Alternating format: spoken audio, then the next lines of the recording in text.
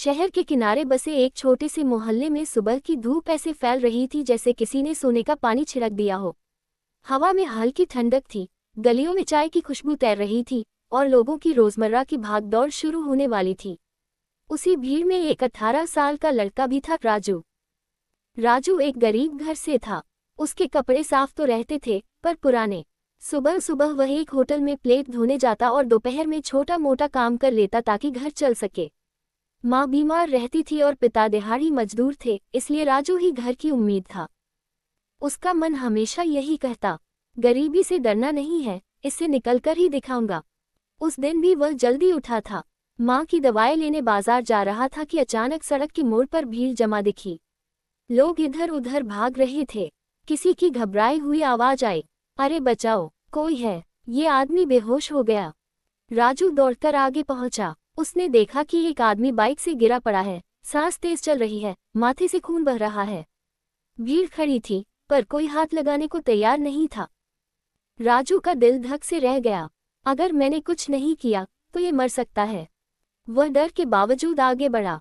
उसने तुरंत अपनी शर्ट फाड़कर आदमी के सिर पर बांधी, खून रोका, ऑटो बुलाया और उसे अस्पताल ले गया। वहां डॉक्टरों ने कहा, लड़के, अगर तुम इसे 5 मिनट और देर से लाते तो इसे बचाना मुश्किल था। राजू ने राहत की सांस ली। उसके पास पैसे नहीं थे, पर उसने अपनी माँ के लिए रखे 300 रुपये इलाज में जमा कर दिए। आदमी बेहोश था, राजू वहीं बैठकर उसका ध्यान रखता रहा।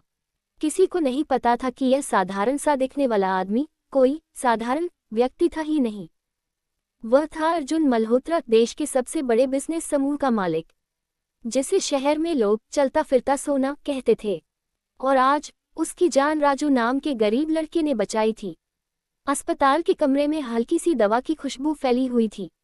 मशीनों की बीप बीप की आवाज कमरे में गूंज रही थी।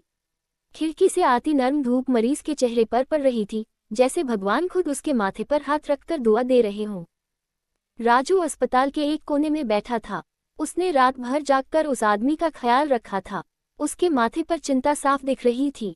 माँ की दवाई नहीं ली, घर में पैसे भी नहीं बचे, पर चलो, कम से कम मैंने एक जान तो बचा ली। उसी समय बिस्तर पर लेटा हुआ वह आदमी हल्का सा हिला। धीरे धीरे उसकी आंखें खुलने लगीं। राजू तुरंत खड़ा हो गया। मरीज ने कमजोर आवाज में पूछा, मैं कहाँ हूँ? राजू ने धीरे से कहा, अस्पताल में है साहब, आप गिर गए थे। डरिए मत, अब ठीक हैं। उस आदमी ने राजू की तरफ देखा। उसकी आंखों में हैरानी और गहराई थी, जैसे वह किसी पुराने सवाल का जवाब ढूंढ रहा हो। कुछ सेकंड वह राजू को देखता रहा और फिर बोला, तुमने मेरी मदद की? राजू ने शर्माते हुए सिर हिलाया। हाँ, और ऑटो करके आपको यहाँ लाया। खून बहुत निकल रहा था, इसलिए जल्दी लाना जरूरी था। वह आदमी कुछ पल तक उसे देखता रहा, फिर उसकी आंखें नम हो गईं। बेटा, तुमने मुझे दूसरी जिंदगी दी है। अगर तुम नहीं होते तो पता नहीं क्या हो जाता। राजू ने मुस्कुराने की कोशिश की। कोई बात नहीं साहब, इंसान को इंसान की मदद करनी चाहिए। तभी दरवाजा खुला और अंदर घुसा एक लंबा चौड़ा आदमी, सूट, टाई, चश्मा और गार्ड उसके पीछे पीछे। वह घबरा कर बोला, सर, आप ठीक हैं? पूरे शहर में आपकी खबर फैल गई थी। राजू ने सोचा, ये आदमी इतना खास है क्या? तभी कमरे में मौजूद सभी लोग मरीज को सर सर कहकर झुकने लगे। राजू को समझ नहीं आ रहा था कि ये क्या हो रहा है। मरीज ने हल्की मुस्कान के साथ कहा, राजू, मैं अर्जुन मल्होत्रा हूँ, मल्होत्रा ग्रुप का चेयरमैन। पूरा शहर मुझे जानता है, पर आज मैंने अपनी जिंदगी एक अजनबी से पाई है। राजू के पैरों तले जमीन खिसक गई। इतना बड़ा आदमी, और मैंने इसे बचाया। अर्जुन ने गहरी सांस लेते हुए कहा, बेटा, मैं ये एहसान कभी नहीं भूलूंगा। तुमने न केवल मुझे बचाया है, बल्कि मेरी सोच भी बदल दी है। वह राजू का हाथ पकड़कर बोला, अब मेरी जिंदगी में तुम सिर्फ एक अजनबी नहीं, बल्कि एक वजह बन चुके हो। राजू कुछ बोल ही नहीं पाया। उसके सामने खड़ा था देश का सबसे बड़ा बिजनेसमैन, और वह उसकी आंखों में कृतज्ञता देख रहा था। अस्पताल का कमरा अब शांत था, पर उस शांति के बीच अर्जुन मल्होत्रा के मन में तूफान चल रहा था। बार बार उसकी नजर उसी लड़के पर जाती, जिसके चेहरे पर थकान थी, आंखों में ईमानदारी और कपड़ों में सादगी। अर्जुन ने धीरे से पूछा, राजू, तुम क्या करते हो? राजू ने झिझकते हुए कहा, साहब, होटल में बर्तन धोता हूँ। और कभी कभी मजदूरी भी करता हूँ। घर में पैसे कम पड़ते हैं। अर्जुन की आंखों में गहरी उदासी उतर आई। इतनी छोटी उम्र में ये सब। राजू मुस्कुराया। क्या करे साहब, जिंदगी दो चीजों से चलती है, मेहनत और उम्मीद से। मेहनत मैं कर रहा हूँ, उम्मीद भगवान से। ये सुनते ही अर्जुन के दिल में कुछ टूट सा गया। एक तरफ अपनी करोड़ों की जिंदगी, दूसरी तरफ इस लड़के की जद्दोजहद, और फिर भी उसके चेहरे पर इतनी सच्ची मुस्कान। अर्जुन ने आगे पूछा, तुमने मेरे इलाज के पैसे भी दिए थे? राजू थोड़ा शर्मिंदा हुआ। हाँ साहब, बस 300 रुपये थे मेरे पास, पर आपकी हालत देखकर लगा जिंदगी से ज्यादा जरूरी कुछ नहीं। कमरे में मौजूद मैनेजर और गार्ड एक दूसरे की तरफ देखने लगे। कौन इतना बड़ा दिलवाला होगा? अर्जुन ने अपनी कुर्सी सीधी की और धीमे पर दृढ़ स्वर में बोला, राजू, आज से तुम अकेले नहीं हो। राजू चौंका। मतलब साहब? अर्जुन ने कहा, मैं तुम्हारी जिंदगी बदलना चाहता हूँ। तुम पढ़ना चाहते हो? राजू की आंखें चमक उठीं। उसे बचपन से पढ़ने का शौक था, पर गरीबी ने किताबें छीन ली थीं। हाँ साहब, पर घर की हालत। अर्जुन ने बात बीच में काट दी। अब तुम्हारा घर मेरी जिम्मेदारी है। राजू के हाथ कांपने लगे। पर साहब, मैं तो बस इंसानियत के नाते आपकी मदद की थी। अर्जुन ने उसके कंधे पर हाथ रखा और बोला, इंसानियत का बदला पैसा नहीं, मौका देकर चुकाया जाता है। मैनेजर तुरंत बोला, सर, हम इस लड़के का संभाल लेंगे, इसे कंपनी में काम भी दिला देंगे। अर्जुन मुस्कुराया। नहीं, राजू काम करने नहीं, पढ़ने जाएगा। उसकी पढ़ाई, उसके घर का खर्च सब मैं देखूंगा। राजू की आंखों से आंसू बहने लगे। उसे समझ नहीं आ रहा था कि ये सपना है या हकीकत।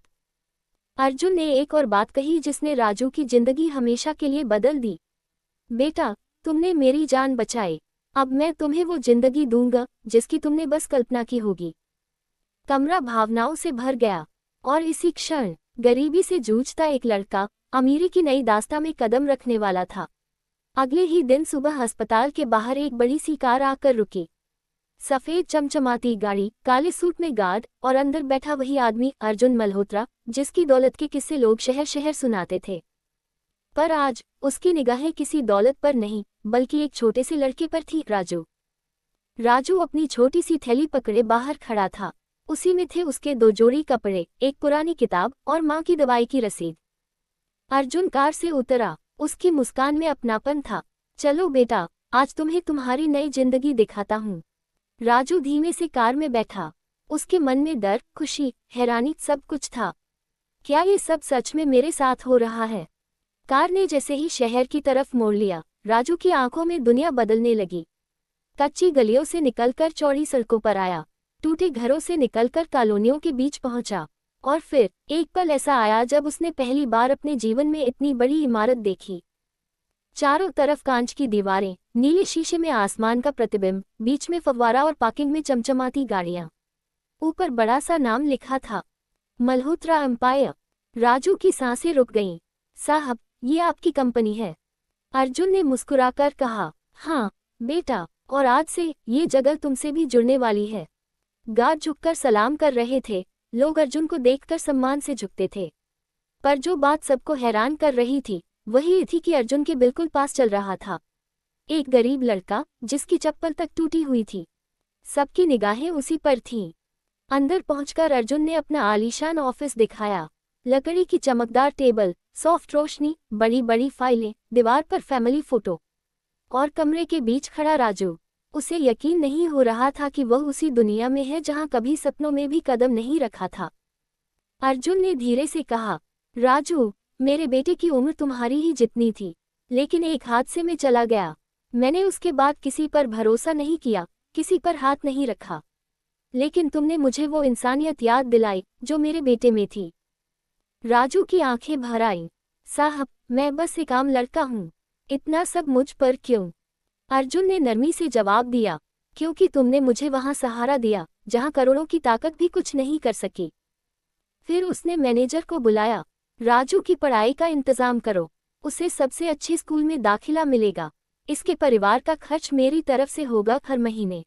राजू का दिल धड़क उठा। यह उसकी जिंदगी का सबसे बड़ा तोहफा था।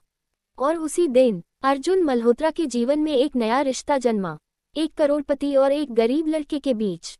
रिश्ता इंसानियत का। समय जैसे हवा की तरह उड़ता चला गया। दिन बीते, हफ्ते बीते, और देखते ही देखते 6 महीने गुजर गए। जहां कभी राजू टूटी चप्पलों में गलियों में घूमता था, आज वही राजू नए स्कूल की यूनिफॉर्म में, बैग कंधे पर टांगे, बस में बैठकर पढ़ने जाता था। पहले उसके पास किताबें खरीदने के भी पैसे नहीं थे, और अब सबसे अच्छी किताबें, अच्छे टीचर्स, अच्छी क्लास, सब कुछ उसके नाम था। अर्जुन मल्होत्रा हर महीने उसके घर जाकर राजू की माँ से मिलता, उन्हें दवाएं, अच्छा खाना और घर के खर्च देता। गरीब झोपड़ी में अब नई रोशनी आने लगी थी। राजू पढ़ाई में बहुत तेज था, उसकी आंखों में सपने थे, पर अब उन सपनों को पंख भी मिल चुके थे। एक दिन स्कूल में भाषण प्रतियोगिता थी। राजू स्टेज पर खड़ा हुआ, सब शांत हो गए। उसने कहा, हमारी पहचान हमारे कपड़ों से नहीं होती, हमारी पहचान हमारे कर्मों से होती है। मैं गरीब था, पर मैंने इंसानियत नहीं छोड़ी, और इंसानियत ही वह चीज़ है जो आपकी जिंदगी बदल सकती है। पूरा हॉल तालियों से गूंज उठा। अर्जुन भी पीछे बैठा था और उसकी आंखें गर्व से चमक रही थीं। उसी शाम राजू को लेकर अर्जुन उसे अपनी कंपनी की सबसे ऊंची मंजिल पर ले गया। वहां से पूरा शहर चमक रहा था, ऊंची ऊंची इमारतें, नीचे गाड़ियों की रोशनी, और आसमान में फैलता नारंगी सूरज। अर्जुन ने कहा, राजू, इस शहर की चकाचौंध में भी बहुत अंधेरा है, तुम उस अंधेरे में रोशनी बनोगे। मैं तुम्हें सिर्फ पढ़ाना नहीं चाहता, मैं चाहता हूं कि तुम इस साम्राज्य का हिस्सा बनो। राजू हक्का बक्का रह गया। मतलब, साहब? अर्जुन ने उसके कंधे पर हाथ रखा। मतलब, पढ़ाई पूरी होने के बाद तुम मेरी कंपनी में सबसे बड़ी पोस्ट पर काम करोगे। तुम मेरे बेटे की कमी पूरी नहीं कर सकते, पर तुमने मेरे दिल की खाली जगह भर दी है। राजू की आंखों से आंसू फूट पड़े। साहब, मैंने बस आपकी जान बचाई थी। अर्जुन ने मुस्कुराकर जवाब दिया, नहीं बेटा, तुमने मेरी जिंदगी बचाई थी, और मैं चाहता हूं कि तुम्हारी जिंदगी सबसे खूबसूरत बने। नीचे शहर की रोशनी चमक रही थी, ऊपर आसमान में तारे, और दोनों की आंखों में एक नया भविष्य, जहां गरीबी का कोई नाम नहीं था, जहां मेहनत और इंसानियत ने किस्मत का चेहरा बदल दिया था। और कहानी यही खत्म नहीं होती, क्योंकि उस दिन से इतिहास में एक नाम दर्ज हुआ, राजू मल्होत्रा, वह लड़का जिसने अपनी दया से दौलत जीत ली। दोस्तों, अगर आपको ये कहानी पसंद आए हो तो एक छोटा सा सब्सक्राइब बटन दबा देना। आपका एक सब्सक्राइब मुझे और अच्छी कहानियां लाने का हौसला देता है। आपका सपोर्ट हाई मेरी सबसे बड़ी ताकत है। Thank you so much.